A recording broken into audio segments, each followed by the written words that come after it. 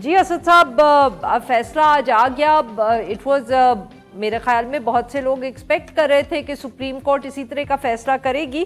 पर सर ये बताइएगा कि सबसे पहले तो कि एग्जैक्टली फैसले में जो ये सेक्शन 21D के हवाले से जो आया है, जिसपे जस्टिस याहिया ने अपना फैसला महफूज किया, जरा हमें इसका बैकग्राउंड तो समझाएं। जी बहुत शुक्रिया आरफा साहब। जो सेक्शन 21D है वो प्रोविजन 60 की दहाई में इस कानून में शामिल किया गया था और वो सिविलियंस की का जो को एक्सटेंड करता है कानून का दायरा इख्तियार।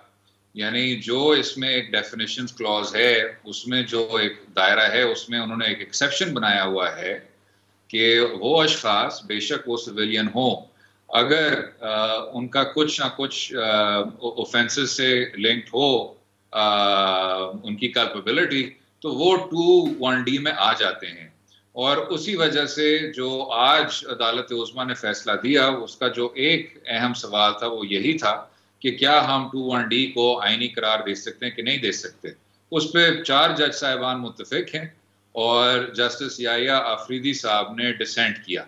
यानी वो 60 की दहाई की अमेंडमेंट जिसमें आप आर्मी एक्ट के दायरे इख्तियार को सिविलियंस तक उसकी तौसीह कर रहे थे, उस पे ये 4-1 वर्डिक्ट आपने देखा है आज।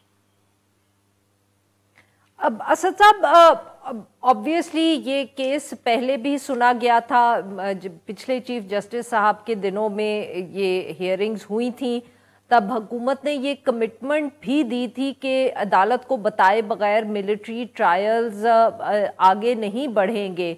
मगर बीच में कुछ अफवाहें, कोई इतलात आई कि शायद ट्रायल्स जो हैं वो शुरू हो गए हैं। How will that impact how will that be impacted by today's decision? जी जो शॉर्ट ऑर्डर है, शॉर्ट ऑर्डर के 4 कोनों तक तो यही चीज़ वाज़ेह है कि जो फिलहाल प्रोसीडिंग्स थी उनको अदालत उज़्मा ने सेट असाइड कर दिया है।